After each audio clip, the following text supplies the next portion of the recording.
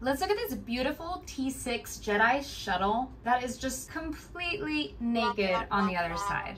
I'm here to talk about Ahsoka's new T-6 Jedi Shuttle that's releasing on September 1st. If you've seen episode 3 of Ahsoka, great. I will be discussing some details about the interior of the ship. You might consider those spoilers, I don't know, but this is just your spoiler warning. We do finally get to see Ahsoka's ship in fighting action. It spins in the air on like this vertical position and even like this flat position. It does evasive maneuvers. Honestly, it looks really impressive. However, when you do flip this ship, as I've already pointed out, there is no design on the backside. I wanted to really quickly show you an example of a time when LEGO has done this correctly. This is the Bad Batch attack shuttle. And you can see this middle fin here has this design. They still did try to imitate the design on the other side. So we know that it is doable, we just don't get that on the T-6. But if that doesn't bother you, then it's still a really beautiful looking ship. Another con to note, something that I don't really care about, but maybe you will. The predecessor to this T-6 is a T-6 that released in 2011, I believe. It's slightly larger, and it's mostly evidenced by the fact that you can fit 2 minifigures in the cockpit. You can only fit 1 minifigure in this cockpit. A little bit of a shame because there are some cool scenes that take place with Ahsoka, Sabine, and Huyang in the cockpit. It would have been nice to at least be able to fit 2 of them there. If you don't have any sort of display stands, there is this landing gear underneath the ship.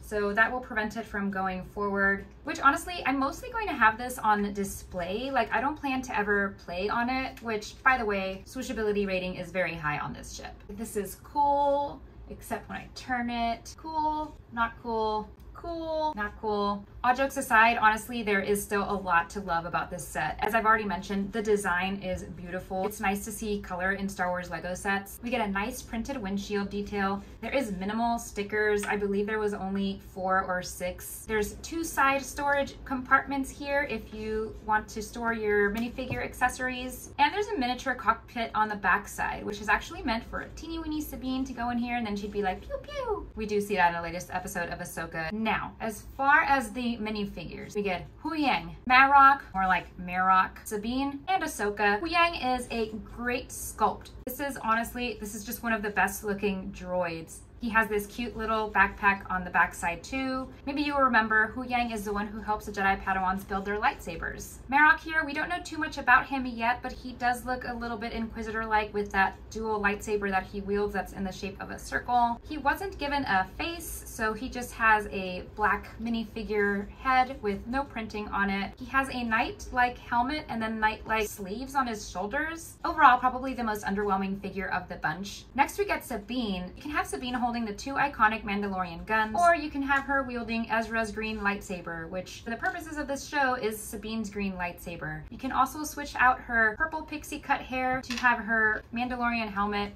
Honestly, the printing on this Mandalorian helmet is so beautiful. I'm having a hard time trying to decide which version of her I want displayed. Very big missed opportunity for Sabine. There is no arm printing on her. If you saw Bo-Katan from the Spider Tank set last month on August 1st, we know what LEGO can do in terms of arm printing. So this was a little bit of a letdown, but they make up for it a little bit with this incredible, beautiful new Ahsoka mold. It's a new head mold. It's an entirely new minifigure mold. She gets some arm printing. Actually, she also gets toes, which is kind of weird. And of course, her 2 iconic white lightsabers. And here is the backside of all of these minifigures. This would definitely be a day 1 purchase for me because of the minifigures and because it is under $100 USD. On top of that, you get a really cool looking ship. Let me know your thoughts and let me know if this is a set you'll be picking up on September 1st.